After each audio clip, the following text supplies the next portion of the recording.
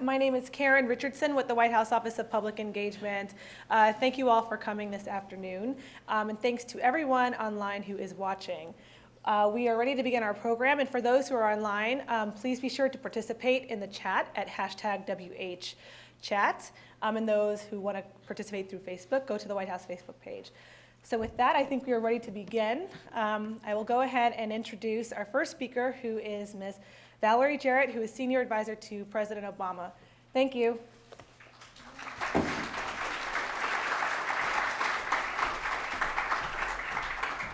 Thank you, Karen, and good afternoon, everyone. Welcome to the White House. We're just delighted to have you all here on this very special day.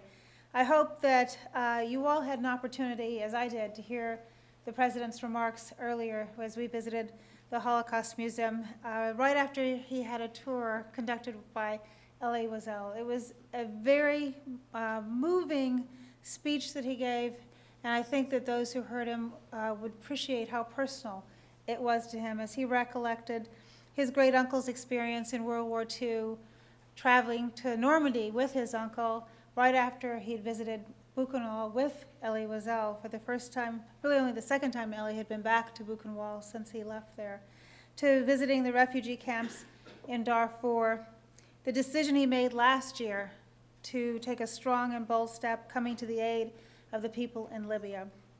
As the President noted, atrocity prevention has been a core goal of the Obama administration, and we are so proud of what we have achieved together. However, the President knows, as do all of you, that we still have a lot of very hard work ahead of us. That's why he announced the new sanction tools today. It's why he commissioned the first ever review of how the federal government could organize itself to prevent atrocities. And it's why we are so excited to have the new members of the Atrocity Prevention Board who are here today, a key component of our broader strategy that will help America live up to its role and responsibilities to the world. As many of you know, partners from outside of the government, including many of you in the room or those of you who are watching online, played a very important role in developing the Atrocities Prevention Board. So I want to thank you for all of the help that you did to make today possible. We look forward to continuing to work with all of you and as we move not just our country but the world forward. It's why the President wanted the board members to get a chance to hear from those of you in the audience this afternoon. And of course, we all know that this is just the beginning. So we can urge you to continue all of your efforts and hard work, to reach out to us, to challenge us, and to work with us. Together, we can fulfill our individual and collective responsibilities. Never forget, never again. I'd like to turn things over to Samantha Powers now. Now, Samantha's title is the Assistant to the President and Senior Director for Multilateral and Humanitarian Affairs. But I also want you to know, having had the privilege of working with Samantha so closely over the years, just how devoted and personal she is to this initiative. She was the driving force behind it within the administration. She would never dream of taking any credit, which is why I'm going to give her the credit right now. So please join me in welcoming Samantha Powers.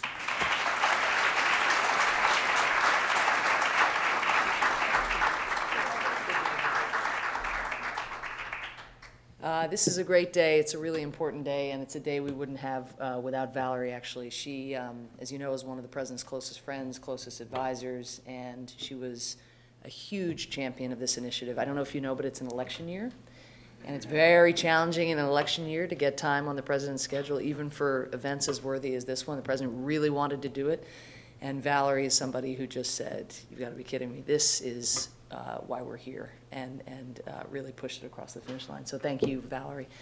And this is very exciting. It's very unusual that we have a U.S. government interagency board here, staffed by some really special people, some very senior people in the U.S. government from across a range of agencies. And so I'm not going to say much here by way of introduction. You've heard from the President, you've heard from Valerie. We have new tools, new structures, new mechanisms, and a very high degree of presidential prioritization to work with going forward. And that's very important. But government, the lifeblood of government, is the people who comprise it. And so every bit as important as those commitments when we think about implementation and follow-through is the people that you are about to meet. So what I'd ask is if the members of the Atrocity Prevention Board, who the President directed to come together today, we just had our first meeting, would come up to the stage. I think what we'll do is if people could just come and stand next to me, what I'd love them to do is just introduce themselves, say where they work, and if there's anything any of you would like to add just personally about why this set of issues is important to you. Each of these individuals was named by a cabinet member, by a principal, to represent their agency on this board. And everybody's above the assistant secretary level or above. So we have deputies, we have undersecretaries, assistant secretaries. But more than that, we have people who are committing themselves going forward to take on implementation and follow through on some of what you heard today and work on issues that you all have done so much to put on the map and to put before us. So if I could ask the Atrocity Prevention Board members or their subs, in some cases a couple had to go back to do atrocity prevention work in their buildings, but we have a great critical mass of individuals here, and if what they will do is introduce themselves, just say who they are, why they're doing this, they'll sit here and then we'll immediately open it up for your questions and for questions from people who weren't able to get in today, but who are watching online. So if you all could come up, that would be terrific. Thank you. You can leave your materials, perhaps. Some of you. We can have them watched. Yeah, just why don't you just in any order you choose. All right.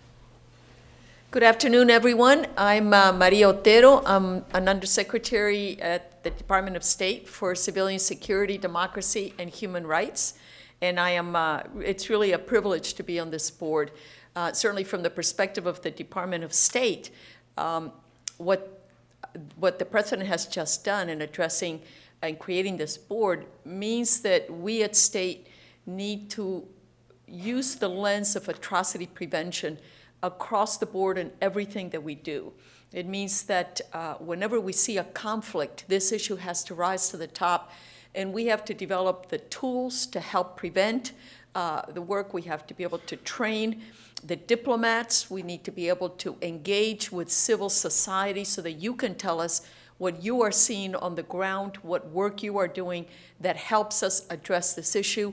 It means that we have to work with the multilateral agencies, particularly with, obviously, the United Nations, in order to help strengthen those institutions so that they can do this job better. And it means that really from our work, the word prevention becomes crucial to the work that we are doing in this area. And the challenge for us is to really develop a new kind of diplomat, if you will, that is going to incorporate into everything they do this consideration. So it's really just an honor to be able to be on this board and to be able to help formulate all this thinking and all this activity that we've never really had before. So thank you. Please.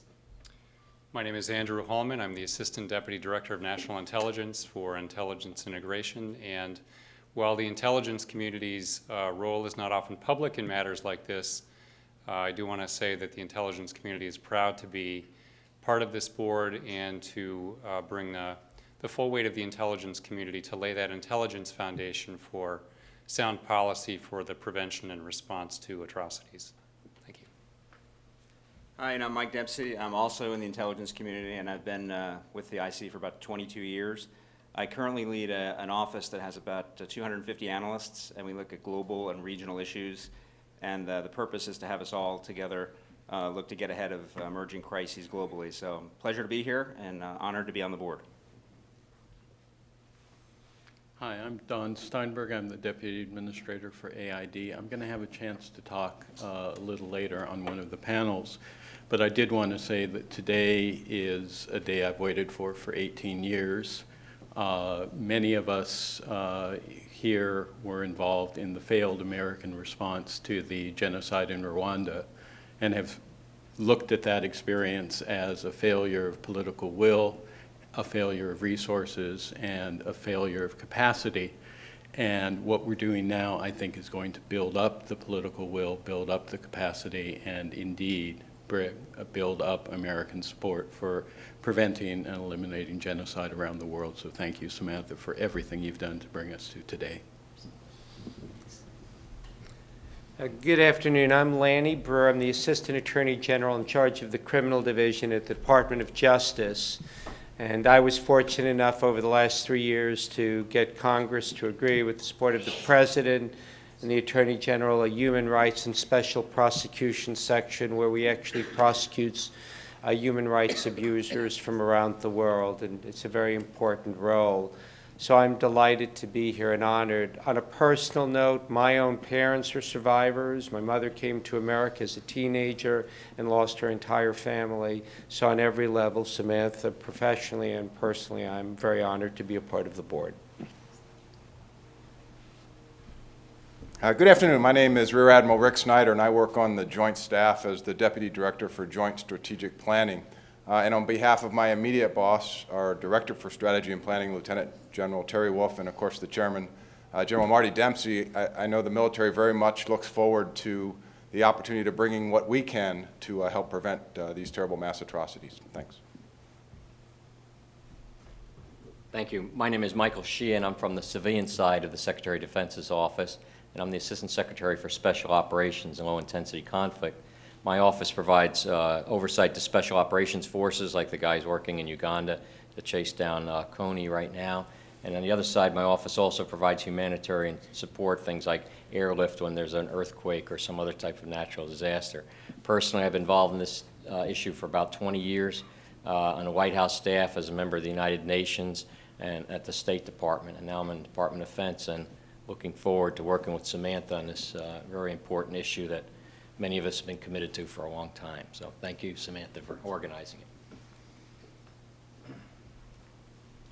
Hi, good afternoon. My name is David Pressman. I'm the Assistant Secretary for Policy Development at the Department of Homeland Security, and it's a real honor to be with you.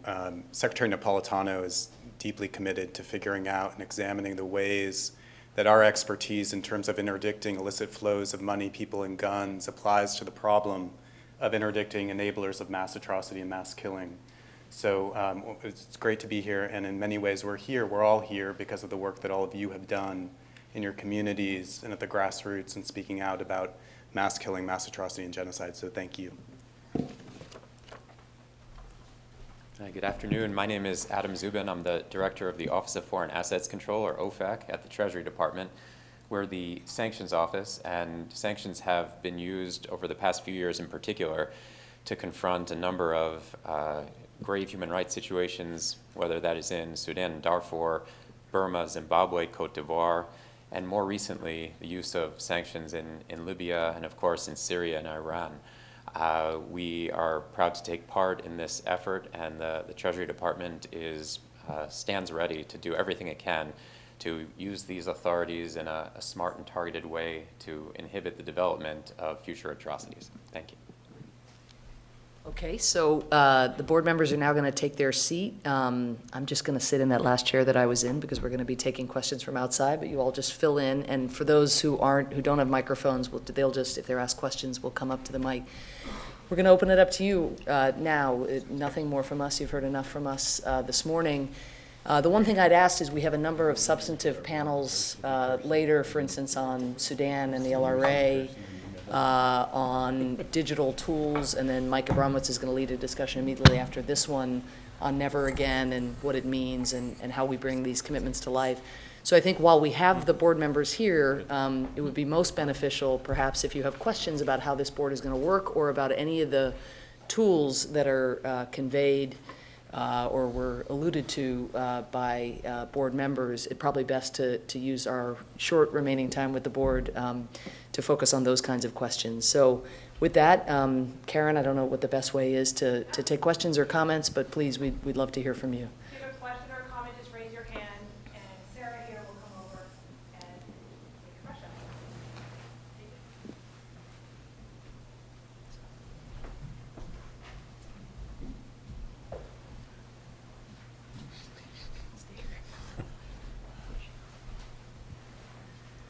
question. Hello, I'm Tibi Gallis from the Auschwitz Institute in New York, we train civil servants on genocide prevention issues in 53 countries. My question is about training of civil servants. Training on genocide and mass atrocity prevention, according to current surveys, is not very widespread within the agencies you represent. Is the board going to improve this situation and dedicate resources so that US civil servants will benefit from a better knowledge on the topics that they are supposed to address through their activities? And again, congratulations for the creation of the board. We've been waiting for this very much. Thank you. Thank you. I don't know, Maria or Mike or Don, if you'd like. Well, I think all of us can proceed to answer this question, but certainly top line in the objectives of the Atrocity Prevention Board is this area of training, because clearly training to be able to understand the risk factors, and then training to understand how to use whatever toolkits and whatever extended toolkits are developed is essential in this work. And we are all, the creation of this Atrocity Prevention Board really gave the signal to all the agencies to begin working in this area. And certainly at the Department of State, we're already integrating this issue into the training that the diplomats receive, or the Foreign Service officers receive as they proceed in their training in order to carry out their roles. So we would envision that the level of knowledge and expertise at post in this area is going to be really fully integrated into the other areas that people know. The idea is for us to be able to have Foreign Service officers that use this lens whenever there's a conflict situation in order to be able to immediately address atrocity prevention as one of the key areas of analysis and then action.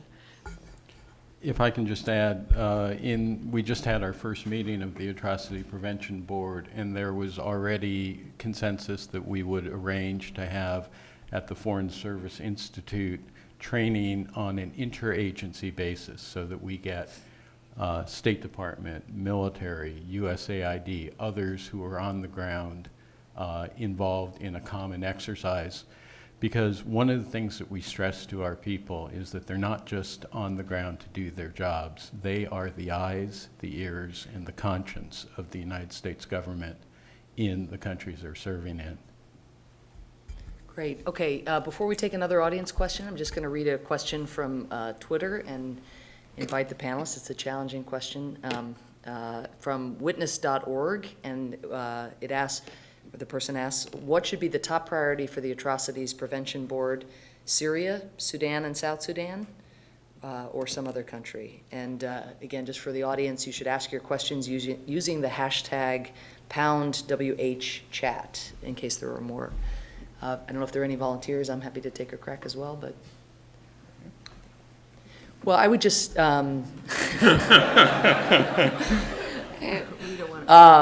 I guess I'd say a couple things. Number one, as the President alluded to in his remarks about the U.S. prioritization of Sudan and Syria in the last year on the atrocity prevention front for Syria and over many years in terms of his personal commitments to Sudan and South Sudan, neither of these issues have suffered for lack of high-level attention. Neither of these issues have suffered for lack of tools in the toolbox being produced, examined, deployed in a timely fashion. The President is on both of these issues really full-time and has been since he took office. So in that sense, the Atrocities Prevention Board will supplement the work that's being done by the principals, by the deputies, by the President and his national security team around the clock. And you heard today a new tool announced for the first time. We have an executive order targeting those people who are using technologies to target citizens. Some of you remember Marie Colvin was killed, I don't know now, maybe going on 6 weeks ago. A legend in the journalism world, a legend among war correspondents. It appears that she was tracked using her cell phone by the Syrian government. And this tool today that the President announced through an executive order working very closely with Treasury and State and Commerce and other departments will allow entities, companies, governments, et cetera, that use these tools to have their assets frozen and to be sanctioned in the way that we've seen for other forms of human rights abuse. So that's an example of a tool in the toolbox that didn't exist and that we realized in order to keep up with the perpetrators of these kinds of crimes, we need to become every bit as sophisticated. And if they're using new tools, we need to deploy new tools. I think what the Atrocities Prevention Board will ensure is that countries that may not be grabbing headlines, like Sudan and South Sudan, deservedly are. And again, we're going to talk about Sudan and South Sudan at length in the third panel with Princeton Lyman, the special envoy for Sudan. But what the Atrocities Prevention Board can do is ensure that those issues rise to the top, that they get before policymakers, that the low-cost tools that can be taken out of the toolbox at an early stage, that red tape and bureaucratic impasse doesn't prevent that from happening. So I don't think it's necessarily productive to say our priority list is going to be 1, 2, 3, 4. There's a lot of suffering in the world. There are a lot of atrocities in the world. I think our responsibility is to make sure that all the colleagues across the U.S. government who are working so hard, whether on Burundi or on Sudan or on the LRA or on Syria, you name it, there's so many places where the U.S. government's attention is focused, but that whatever ideas are out there, out in your community or in our own government, that those make it up the chain, that they're taken seriously, and again, if it seems like the appropriate tool that can help people in real time, that tool is put in play. I'll just add to that. Go ahead. Please. Sorry. Yeah. It's rare to have the intelligence community fighting over which one's going to answer the question publicly. I'll just say that the intelligence community hopes to help this by, as Samantha alluded to, characterizing what are those countries most at risk of instability and the conditions that lead to mass atrocities, and hopefully those that are not the headline-grabbing countries that we already pay a lot of attention to, but maybe those that we don't. And the whole objective here is to get on that continuum of conditions that lead to atrocities, get to the far left as we can, because we want to the extent possible, prevent these well before they get to the point of that we have to respond to them. I was just going to say, we spend every day looking at the countries that were mentioned in the question and other crisis spots around the globe, but the real benefit of the board over time is going to be what the first questioner asked, which is about training and institutionalizing concerns within the government, so we're not just chasing the crisis of the day. That's a great point.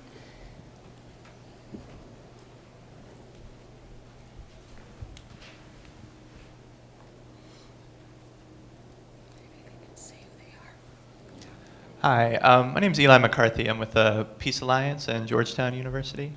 My question is if the board will take responsibility for social reconciliation initiatives as sort of a prevention tool in the different stages of conflict. I think Don is probably...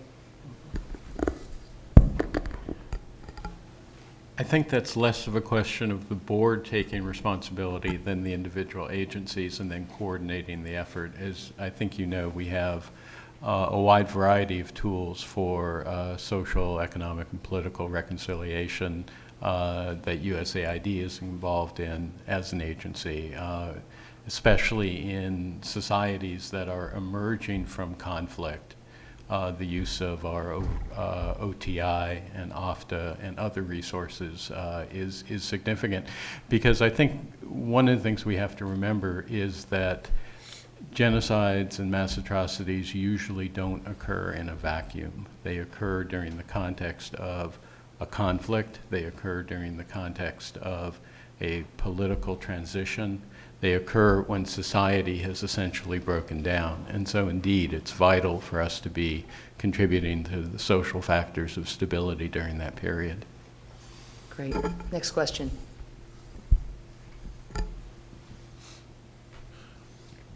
Hi, good afternoon. I'm Mary Stata with the Friends Committee on National Legislation, and I also coordinate the Prevention and Protection Working Group, which is an NGO coalition working on these issues. First of all, it really is such an honor to be here, and we are just so pleased to see this new interagency structure. And I'm particularly interested in how you all foresee interacting with Congress, particularly in light of the fact that 29 senators sent a letter to President Obama congratulating him on the Atrocities Prevention Board and stating their willingness to partner with all of you going forward as you set forth your mandate. Is that me again? Okay, welcome any takers, but Congress has been completely critical, I think, over time, not just in the life of this administration, in signaling and in building support for atrocity prevention and response, creativity and policy and strategy. Whether it's the heroic, historic bipartisan resolution and legislation around the LRA that many of you were responsible for working with Congress to produce, whether it's the various sanctions on the Sudanese regime in response to atrocities that have occurred there, whether it's, again, support, as you say, for some of the structures that the president had signaled that he wanted to put in place. He, of course, announced the APB back in August of 2011. Congress leapt in on a bipartisan basis and said, we love this idea. When can it start? This is hugely important, again, at a time when it can be very difficult to find areas of consensus in Washington, and when some issues become polarized, it's both a relief and I think a symptom of where the American people are on this set of issues, to see the Congress stepping up and stepping out and speaking out in the way that they have. I think, and maybe Lanny wants to speak to this, there are some prospects for closing loopholes in various laws that I think, Congress could have a role in. There are resource implications, of course, to the work that we do, whether in Syria or in Sudan or in places that, again, aren't grabbing headlines. So we're hoping that this support for our structures is also going to translate in the appropriations process and going forward, and we expect it will, into real commitments to support the work that this administration chooses to do. And Lanny? Yeah, if I could follow up on what Samantha said. So, of course, the board represents a whole-of-government approach, as the President announced, and at the Department of Justice, the way that we contribute with our colleagues is in a variety of ways. But one, quite candidly, is we prosecute war criminals. And that's really something that, as a nation, is a fairly recent phenomenon. So in doing that, we've had to have Congress, and Congress has been enormously positive in helping to amend certain legislation, whether it's genocide, war, crimes against humanity, whether it's child soldiers. And Congress has understood that sometimes we need to have a broader understanding of what our jurisdiction is, so that we're permitted to bring the cases in the United States, or that we have a longer statute of limitations, so we have a longer time to bring these kinds of cases. It's our view that it's essential. It's essential in order to hold those who have committed such ghastly crimes accountable. It's important by doing that, then those sometimes who are the victims of the crimes feel that some level of justice, albeit not enough, but some level of justice is done, and so there may not be reprisals. And of course, it sends a message to the world community. And so, as Samantha said, this has been an area of bipartisan support, and it was in the last 3 years that Congress agreed to let our criminal division create a human rights and special prosecution section. And so we're very hopeful that we'll continue to work very constructively with Congress on these issues. Great, thank you. We are going to run short, or we have already run short on time for this panel, but what I thought would be very useful is if there are a number of hands, and if we could just hear from those with their hands up, get a few comments out, and then leave the panelists and the board members some time for the last word. So we may not take all your questions, but it would be great to hear what's on your mind. So if you could.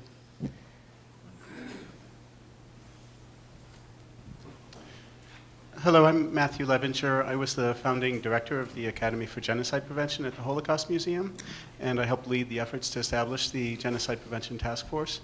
I have a mundane bureaucratic question which has to do with staffing. Most interagency policy committees have substantial staff support in that they have a lot of people whose day job is to work on that issue. In this case, there's really only one person in the U.S. government who has a full-time day job of genocide prevention, and that's Stephen Pomper in Samantha's office. I'm wondering, I know initially there was a decision made not to create additional staff positions to support this mission, and I'm wondering whether there's the desire to rectify that in the appropriations process. Thanks, Matt. And again, let's just bracket that for now. If you could keep your comments or questions brief, that would be great. Give us the chance to hear from everyone. Go ahead. Hi, my name is Carolyn Blake, and I'm with Citizens for Global Solutions. I was wondering what role the ICC will play with the Atrocities Prevention Board.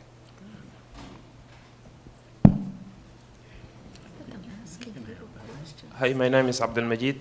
I'm a genocide survivor from Darfur. So I have a question about the genocide in Darfur. We have more than 9 years, the ongoing genocide in Darfur. And I like your response and your intervention in Libya and Syria. So, and also in Uganda. So there is any steps or plan to do an intervention to arrest the President of Bashir, because he doing the same crimes he did before in Darfur right now in Nuba Mountain, Blue Nile, and South Sudan. So is this any double standard about the response of the US administration to the crisis in the world? Thank you. Thank you, sir. Yes, ma'am. Hi, my name's Samantha Lynn. I'm a student at Georgetown, and I was wondering how you would draw a difference or define the line between what is a civil war and what is an atrocity being committed by the government. And if or where you would draw that line, how would you decide when it is the government's obligation to intervene? Thank you. Thank you. And we're just going to take these last two comments and then have some closing remarks. You, sir. Thank you. My name is Travis Roberts. I'm the coordinator of the Fight Back Rebuild group at American University. My question pertains to one of the factors that goes into really any atrocity committed, which is that of small arms. And I'm wondering what role the task force and the group here will take in advocating for a strong arms trade treaty this summer when negotiations begin in June. Thank you. Thank you. And you, sir. Thank you very much. Sasha Lezhnev from the Enough Project. We're very concerned about what's happening in eastern Congo today, which may blow up into more full-scale war, and wondered what the board will do to help arrest ICC wanted war criminal Bosco Ntaganda by weighing in with Congolese and other governments in the region who might be able to bring him to justice. Thank you. Great. Okay. Well, as we build this as a consultation, we wanted to hear from you. So that's certainly, even though we're not going to probably be able to address every question or comment here in the closing remarks, you've given us a lot to take back for our next board meeting. And so thank you for those questions and comments. It's a great reflection, I think, of where people out in this country and beyond are coming from.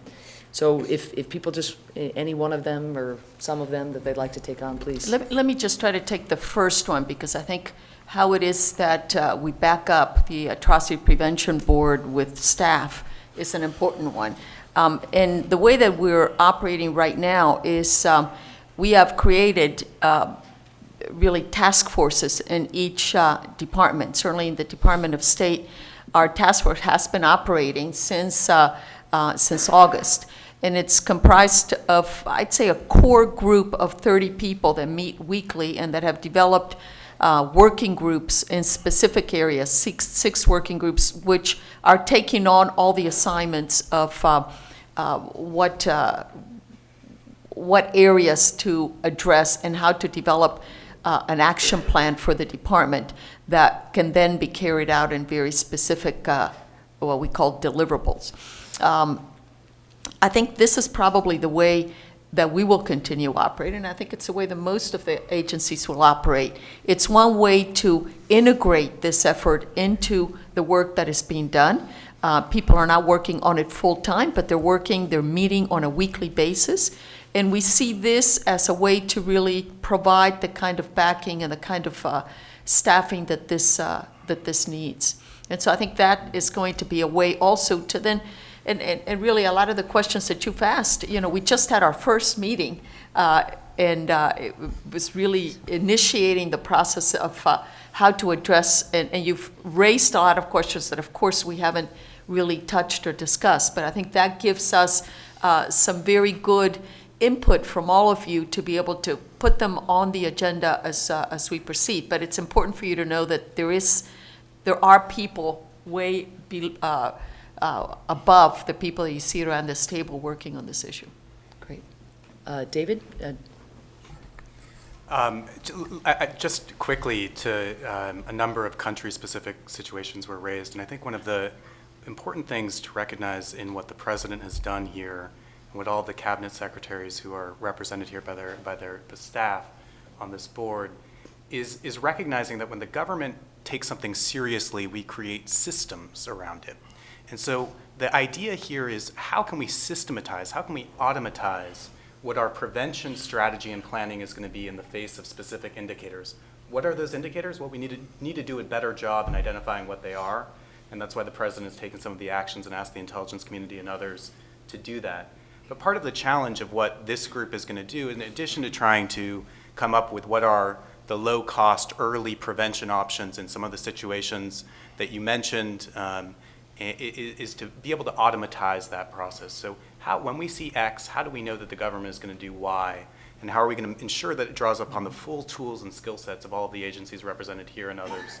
And so I think that would characterize, when the question was asked in terms of what is one of the first priorities of the board, that's one of the first priorities of the board, and that's what the president has clearly directed us to do. And I would just, there was a question on accountability, and I would just say, obviously, this president has been deeply committed to ensuring and pursuing accountability for war crimes, crimes against humanity, and genocide. And we view accountability as one of those tools in the process of prevention and preventing mass atrocities. And so certainly that tool and that toolbox needs to remain strong and remain on the table. Don?